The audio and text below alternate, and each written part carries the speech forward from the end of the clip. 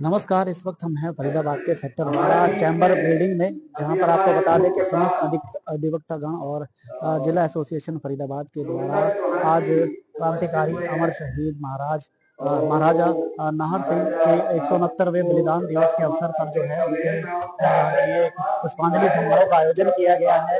और तमाम फरीदाबाद के जो वरिष्ठ अधिवक्ता है, तमाम अधिवक्ता साथी यहाँ पर पहुंचे हुए हैं और जो है राजा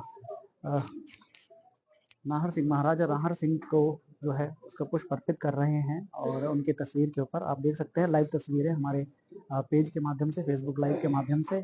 चाहेंगे वीडियो को ज़्यादा शेयर करें और अभी कुछ देर में उनको याद भी किया जाएगा। और तमाम एक बार मनीष जी से कहूँगा एक बार दिखाएं जितने भी अधिवक्तागण बैठे हुए हैं और इस सभा में, इस श्रद्धांजलि सभा में आए हुए हैं, पुष्पांजलि समारोह में आए हुए हैं, माफ कीजिएगा। तो देखिए तमाम फरीदाबाद के जितने जाने पहचाने चेहरे हैं अधिवक्तागणों के, सभी यहाँ पर बैठे हुए हैं और आज महाराजा नाहर सिंह को याद कर रहे हैं। और कुछ देर में जो यहाँ पर संबोधन होगा वो भी आपको सुनवाएंगे। जो जितने भी वरिष्ठ अधिवक्ता वरिष्ठ है, ओपी शर्मा जी यहाँ पर और तमाम साथी हैं, जो अधिवक्ता भी है, जो यहाँ पर तमाम युवा अधिवक्ता भी है, वरिष्ठ अधिवक्ता भी हैं, तमाम लोग हैं यहाँ पर।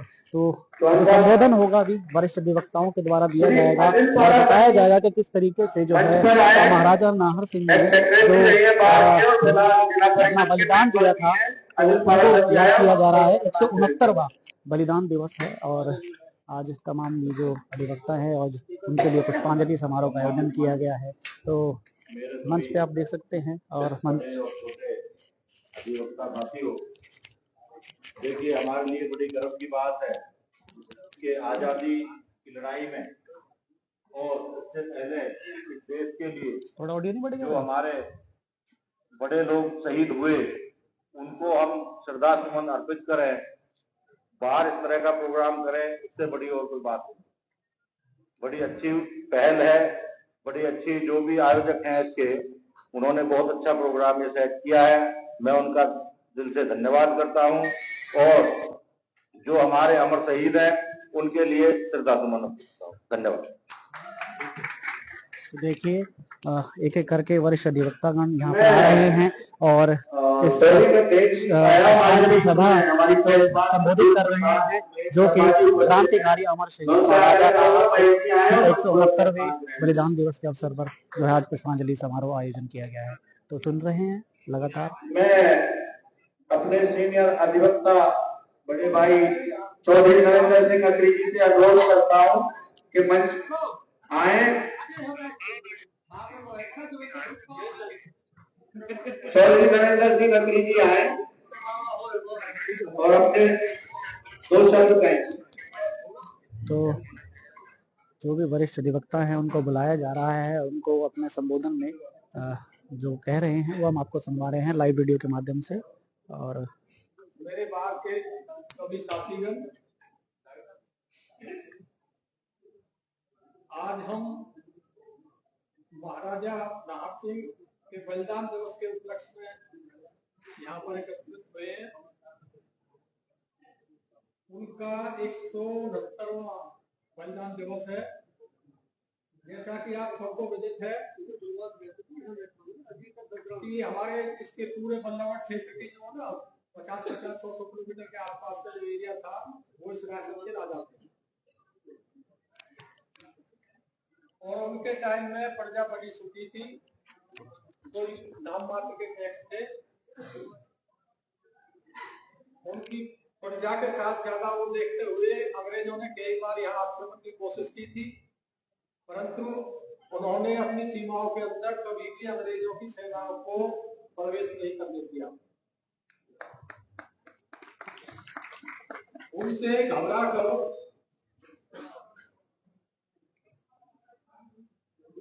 अंग्रेजों ने उनके पास एक प्रस्ताव भेजा कि आप हमसे संधि कर लीजिए। देखो संधि में ये होता है कि एक आदमी कुछ देता है, दूसरा आदमी कुछ देता है। संधि का मतलब ये होता है एक तरफा नहीं होगी संधि कभी भी। तो महाराज नाहर सिंह जी ने उन पर विश्वास करके वो दिल्ली चले गए और दिल्ली में जाकर के उनसे बातचीत करके उन्होंने धोखे से उन्हें अरेस्ट कर लिया और उनके सेनापति थे सैनी। उन समय दोनों को लाल किले के ऊपर सरेआम फांसी से लटका दिया गया था। तो उनके जो बलिदान दिवस है उनको देखो, मैं तो ये कहता हूं हर साल मनाए तो ज्यादा बढ़िया रहेगा। शायद ये पहली बार आज इतना बड़ा प्रोग्राम हो रहा है,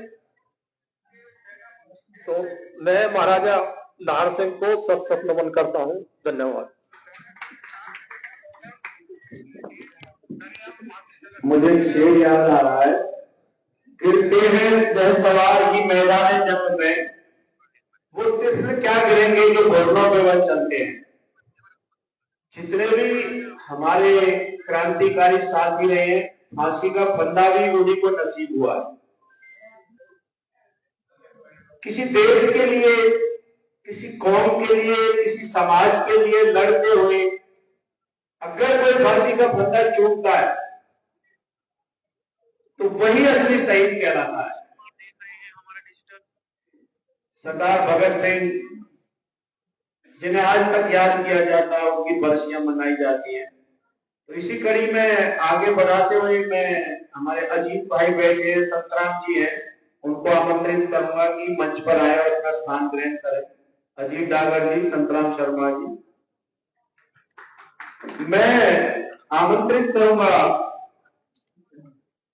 सीनियर एडवोकेट कुंवर दलपत जी को आए और महाराजा जी के बारे में 2 शब्द कहें।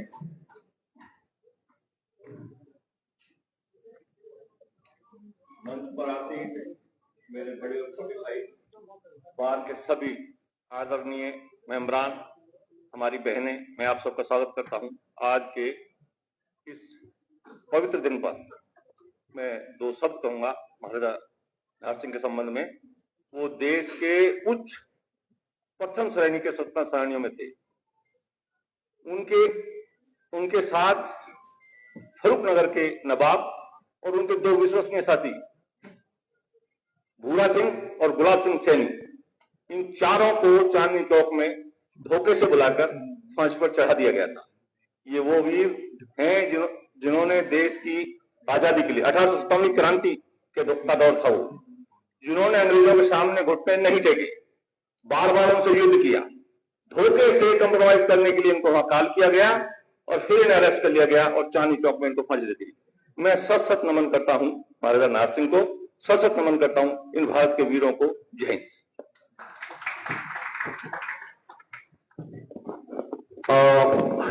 आप जैसा आप सबको विदित है कि 2 बजे से हमारा काम शुरू हो जाता है, तो इसलिए हमने वक्ताओं की जो लिस्ट है उसे थोड़ा शॉर्ट लिस्ट किया है। और इसी अगली कड़ी में मैं निवेदन करूंगा चौधरी संजय कुमार डीले जी आए और 2 शब्द कहें।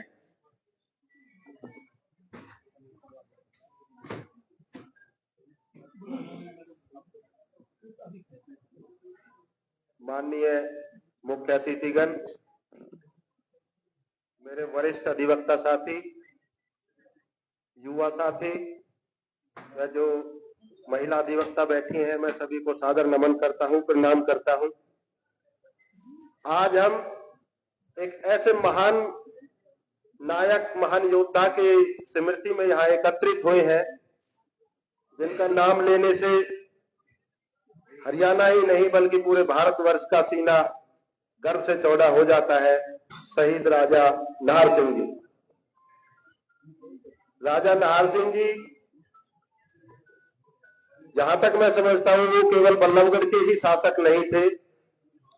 वो 1857 के प्रथम स्वतंत्रता संग्राम के ऐसे महान नायक, ऐसे महान योद्धा थे जिन्होंने अंग्रेजी हुकूमत के सामने अपना सिर झुकाना उचित नहीं समझा। उन्होंने अपनी राज्य, अपनी सेना और यहां तक कि अपना जीवन भी इस देश को समर्पित कर दिया था। मैं ऐसे महान योद्धा को सत सत नमन करता हूं। और आप सभी से निवेदन भी करता हूं कि आज हम यहाँ एक संकल्प जरूर लें कि हम अपने भारत देश की रक्षा, उसकी एकता, अखंडता और सम्मान के लिए हमेशा हम अपना सिर उठाकर गर्व से अपने देश की रक्षा करेंगे और भ्रष्टाचार के सामने कभी भी हम सर नहीं झुकाएंगे।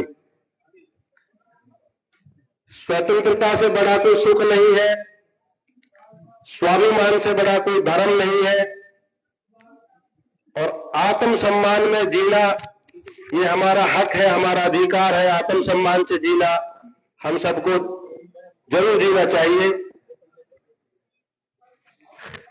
मैं सभी को सादर नमस्कार करता हूं और अमर शहीद राजा नार सिंह जी को सत सत नमन करता हूं। जय हिंद, वंदे मातरम।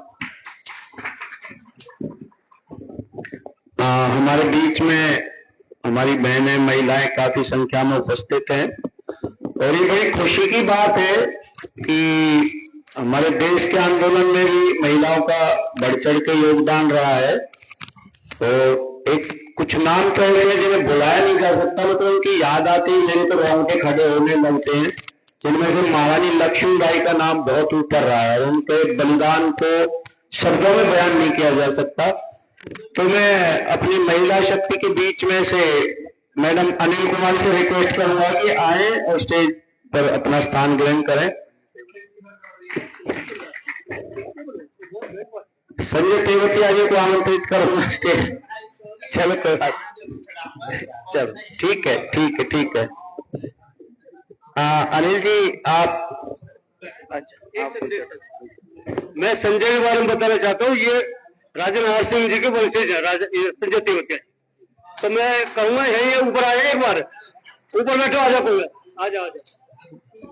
ये विनम्रता है संजय भाई की, वो स्टेज से बचते हैं और इसमें कोई बुरा भी नहीं है। ये स्वभाव है इंसान का, बड़प्पन है कि वो ज्यादा दिखावे में विश्वास नहीं रखते स्टेज पे। हमारे बीच में आरती वर्मा जी हैं, बड़े सीनियर अधिवक्ता हैं हमारे। मैं उनसे रिक्वेस्ट करूंगा आए स्टेज पर अपना स्थान ग्रहण करें। वर्मा जी प्लीज।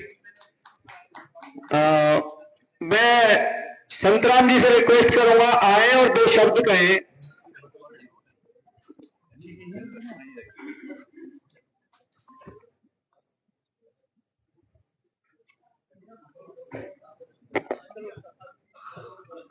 मैं राजा नार सिंह जी की पुण्यतिथि पर श्रद्धांजलि अर्पित करता हूं।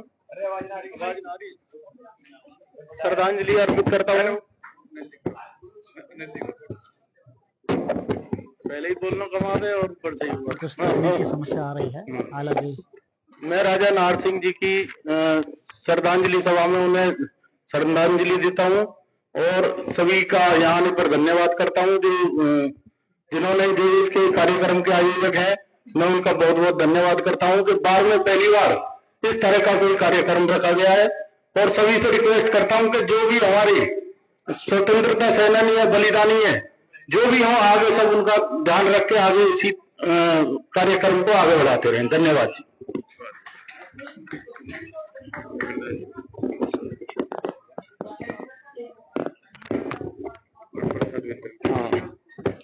मैं एक अनुरोध करता हूं सभी अधिवक्ता दल से कि प्रसाद की व्यवस्था रखी गई है, तो कोई भी भाई बिना प्रसाद लिए ना जाए।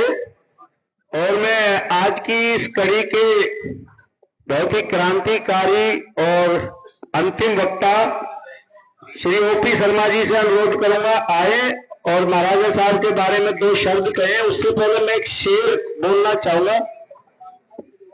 शहीदों की चिताओं पर लगेंगे हर बरस मेले, वतन पे मिटने वालों का यही बाकी निशा होगा, यही बाकी निशा होगा। Thank you. दो शब्द हमारे बीच में हमारी महिला शक्ति अनिल से मैं अनुरोध करूंगा आए और दो शब्द कहें। सबसे पहले जितने भी यहाँ पे मंच पे जितने भी मेरे सीनियर एडवोकेट्स हैं और जितने भी और जूनियर्स और फीमेल जितने भी एडवोकेट्स हैं, सभी को मेरा सादर प्रणाम। और आज हम जितने भी हम लोग इकट्ठे हुए हैं राजा नार सिंह की शहादत को प्रणाम करने के लिए हम यहाँ हुए हैं। ये हमारे स्वतंत्र, जो हमारा पहला स्वतंत्रता संग्राम हुआ था तो वो 1857 में हुआ था, तो उनमें इन्होंने बढ़ चढ़ के भाग लिया था और उसी में शहीद हुए थे और आज की तारीख में ही शहीद हुए थे। और हम आज उसी को सेलिब्रेट करने के लिए हम लोग सब लोग एकत्रित हुए हैं। और जो हमें आजादी मिली है वो हमें नहीं भूलना चाहिए, जिसमें बहुत से लोगों ने, जिनकी वजह से हम आज हैं, उन्होंने अपने प्राणों की बलिदान दिया, तभी हम लोग आज सुरक्षित हैं। और बस मैं यही कहना चाहूंगी कि आगे से भी हम लोगों को उन्हें टाइम पे याद रखना चाहिए, उनके विचारों को, उनके आदर्शों को, सबको हमें याद रखना चाहिए। जय हिंद। मैं पूर्व प्रधान केपी तेवतिया जी से अनुरोध करूंगा वो आए और 2 शब्द कहें, क्योंकि इन्हें बड़ा मलाल रह जाता, नहीं तो ये राजा साहब को बहुत नजदीक ही है। मेरे आदरणीय साथियों, सभी को मेरा हाथ जोड़ के नमस्कार। स्टेज पर बैठे श्री ओपी शर्मा जी, नरेंद्र जी, दलपत जी, सभी स्टेज पे जितने भी बैठे, मैं सभी का यहाँ पहुंचने पर हाथ जोड़कर नमन करता हूँ। और राजा नाहर सिंह जी की शहीदी दिवस पर, जिनका जन्म 6 अप्रैल 1821 को हुआ था और इन्होंने बहुत सी लड़ाई लड़ी बहादुर शाह जफर के लिए। वो दिल्ली के वो मजीद राजा थे और इनको अंग्रेजों ने धोखे से गिरफ्तार कर लिया। चांदनी चौक में इनको फांसी दी गई। इनके 2-3 सेनापति भी थे, तो इनके नाम से आज हमारे शहर में मेट्रो शहर चल रही है, राजा नाहर सिंह नाम से स्टेडियम है और बहुत सी सरकार ने बहुत सी वो की है पहले। तो मैं तो ये कहता हूँ उनके मैं चरणों में श्रद्धांजलि पुष्पांजलि देता हूँ और सभी को नमन करता हूँ।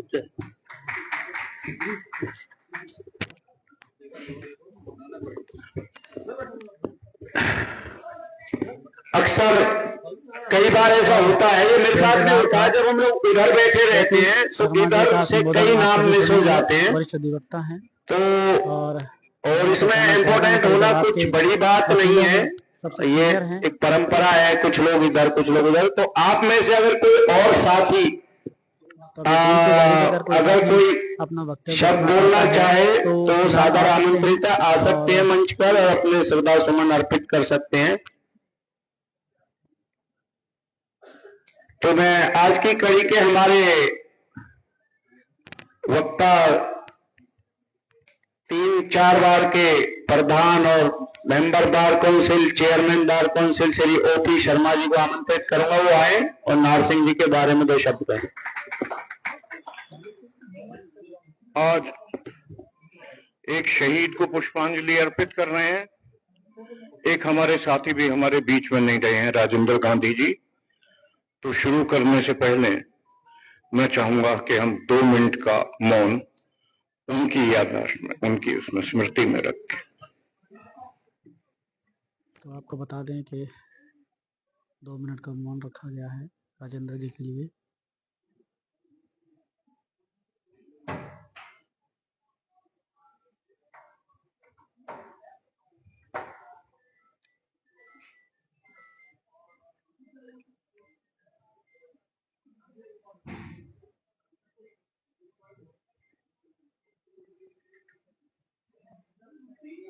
Thank you very much. साथियों, नाम सुना था अनसंग हीरो।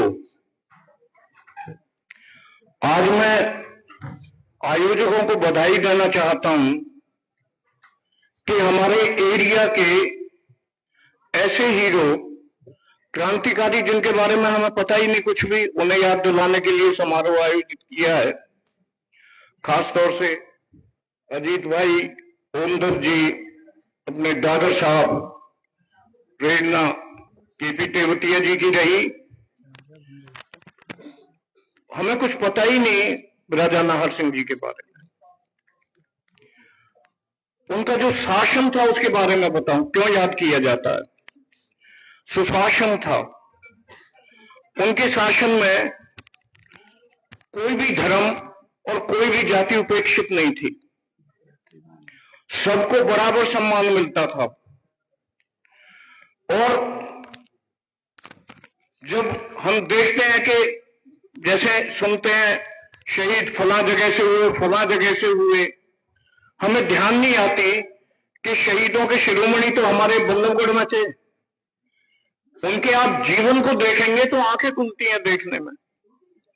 आज हम यहां बैठे हैं इस तरह, इवन सांस ले रहे हैं, सम्मान पूर्वक जी रहे हैं, तो उन बलिदानियों के बलिदान की वजह से आज यहां हम खड़े हैं।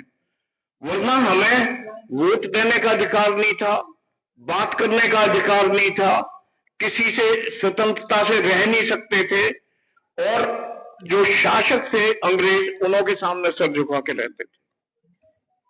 छोटी सी रियासत बल्लभगढ़ बनी, बड़े कोशिश की अंग्रेजों ने उन्हें अपने अधीन करने की, बड़ी बड़ी रियासतें उन्होंने अधीन कर ली थी, लेकिन हिम्मत नहीं कर पाए। ये मतलब एक तो यह है कि दो साम्राज्य लड़ रहे हैं, बराबर की टक्कर है, तो कुछ भी टक्कर नहीं थी। 300-350 के आसपास गांव थे इस रियासत में, सिर्फ छोटी सी सेना थी, कुछ हाथी घोड़े और ये। तो बात तो यह है कि जब ये नहीं काबू में आए तो अंग्रेजों को क्या काबू में आया। ये बल्लभगढ़ की एम्पायर ने हमारा सर ऊंचा रखा है और इतिहास में वो स्थान दिलाया है जिसकी कोई याद नहीं माने तो अल्टीमेटली जो अंग्रेजों के पास हथियार था, बहादुर शाह जफर उन दिनों क्रांतिकारियों का नेतृत्व कर रहे थे और राजा नाहर सिंह जी ने उन्हें हर हालत में सपोर्ट की। आपको सुन के ताज्जुब होगा कि 240 दिन तक अंग्रेजी सेनाओं को दिल्ली तक पहुंचने नहीं दिया था, बिल्कुल कट ऑफ रखा था। दिल्ली पे कब्जा रहा था हिंदुस्तानियों का, और उनमें महाराजा नाहर सिंह की अहम भूमिका थी। उनके जो मुख्य, जैसे हमारे यहां मंत्री होते हैं प्रधानमंत्री वगैरह, तो नवाब अहमद हक थे और सुशासन में देखभाल करते थे। कोई बात नहीं बनी तो अल्टीमेटली यही था कि भाई फांसी लगा दो, इन्हें एग्जीक्यूट कर दो।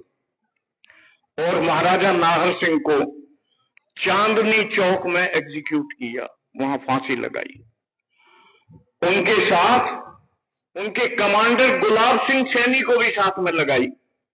तो आज हम पुष्पांजलि आयोजकों से कहूंगा कि सिर्फ महाराजा नाहर सिंह को नहीं, उनके साथ उनके जो कमांडर थे फोर्स के, गुलाब सिंह सैनी, उन्हें भी हम श्रद्धा सुमन कलेक्टिवली मैं आप सबकी तरफ से अर्पित करता हूं कि ऐसे नौजवान, और मैं ये तो गाय बगाए हम कर लेते हैं, मैं शुरू से हामी रहा हूं। आप ये कहेंगे, मैं अपना पर्सनल एक एग्जांपल दूंगा। हमारे कॉलेज में स्ट्राइक्स बड़ी होती थी, तो इश्तेहार बंटवाने के लिए उन दिनों तो ऐसा था कि 5 रुपए में 1000 इश्तेहार छपवा देते थे। एक मैं नाम लेके क्या बताऊं, गोविंद राम बेधड़क थे हमारे वहां, मैं उन्हें 10 रुपए दिया करता था। तो जैसे कॉलेज में होते हैं, मुझे बड़ी सुननी पड़ती थी, उल्लू के पट्टे, फिर भी पैसे फालतू है, हमारे क्यों खर्च किया, कलेक्टिवली किया करते थे। 100 रुपए इकट्ठे हो जाए बहुत बड़ी बात होती थी। तो कहते थे क्यों करता है ये, बैठाया बताया, बता क्या। मैंने कहा सुनो, ये अफीम खाता है, क्योंकि ये तो अफीम खाता है। मैंने कहा अफीम ये क्यों खाता है, इसके अफीम की वजह से हम यहाँ खड़े हैं। ऐसे अनसंग हीरो थे। तो वो जो है, मैं कहा अंग्रेजों ने कूट के जेल में डाल के इनकी हड्डी पसलियां चढ़ा दी, गला दी, किसी को किडनी की बीमारी, किसी को लीवर की बीमारी, और वो जो है अफीम खाया करते थे। अफीम से थोड़ा जान मिलती थी, नहीं खाते तो खत्म हो जाते। तो क्या हम इन्हें अफीम भी नहीं दे सकते जिंदा रहने के लिए, जिन्होंने हमारे हवा में सांस लेने के लिए हमें अपना शासन दिया, हमें आजादी दी, हमें बोलने की आजादी दी। हम ऐसे करते हैं, ऐसे रहते हैं। एक बार की बात उनकी मैं बताऊं, वो जब प्रताप सिंह कैरों चीफ मिनिस्टर पलवल में आए, एक सभा की, सब मिलने को खड़े थे, तो उनका हाल ऐसे रहता था, एक पजामा ऊपर है, एक नीचे है, एक वो लटक रही है, जैसे मतलब उपेक्षित से आदमी रहते हैं। तो पुलिस वालों ने घुसने दिए, जबरदस्ती खड़े हो गए। प्रताप सिंह नेहरू सबको छोड़ के आए कि भाई सेठ गोविंद राम, क्या हाल है, वर्डिंग बताऊं क्या, जो आज हम सोच भी नहीं सकते कहने की। मतलब राष्ट्रपति, प्रधानमंत्री, कैबिनेट तो दूर है, उनके छोटे छोटे उनको कुछ नहीं कह सकते हम। तो उसने ये कहा, सरदार जी अंग्रेजों के राज में जूते खाए, तेरे राज में भी जूते खा रहे। चीफ मिनिस्टर को ऐसे कहा था, एक ऐसा हादसा हो गया था। तो खैर ऐसे निर्भीक आदमी होते थे, और वो सभी महाराजा नाहर सिंह की, ऐसे पता नहीं कितने आदमी थे उनकी सेना में, जिनकी वजह से प्रेरणा मिलती है, आदमी खड़े रहते हैं। आपने पिक्चर देखी होगी क्रांति, वाकई हकीकत में ये हाल था हिंदुस्तानियों का। इतनी दहशत थी अंग्रेजों की, ये जो मथुरा रोड है इस पे मार के और लटका दी थी लाशें, दहशत फैलाने के लिए कोई बोले नहीं। तो मैं जब पता चला महाराजा नाहर सिंह के बारे में, गर्व से सीना चौड़ा हो गया कि हमारे यहां खुद एक ऐसे वीर रहे हैं और जो बलिदानी रहे हैं, जिन्होंने, रियासत थी, राजा था, अंग्रेजों से मिलकर मौज कर सकते थे, जरूरत ही नहीं थी कुछ भी करने की, सब लोग सलाम करते, लेकिन उन्होंने वो रास्ता चुना कि हमारी औलादें, पोते परपोते, उनके पोते परपोते वो खुली सांस ले सकें हवा में। तो ऐसे शहीद को मैं अपनी तरफ से, आप सबकी तरफ से श्रद्धा सुमन अर्पित करते हुए, और मैं तो ईश्वर से प्रार्थना करूंगा कि हमें ऐसे बलिदानियों से प्रेरणा मिलती रहे, ताकि हम भी, हमारी सरकार भी, हम भी सरकार को कह सकें ऐसा सुशासन कायम हो, ऐसा हो। बहुत बहुत धन्यवाद। जय हिंद, जय भारत। इसी के साथ मैं मंच पर आसीन सभी अधिवक्तागण और आप सभी की तरफ से एक बार पुनः हमारे क्रांतिकारी वीर योद्धा महाराजा नाहर सिंह जी को नमन करता हूं। और इसी के साथ, क्योंकि काम भी रहते हैं, 2 बजे आपकी कोर्ट शुरू हो जाएगी, इस समारोह को समापन की घोषणा करता हूं। और आप लोगों से एक रिक्वेस्ट है कि कोई भी भाई अपनी चेयर छोड़ के ना उठे। दिनेश पंडित जी, बहुत बढ़िया माल है।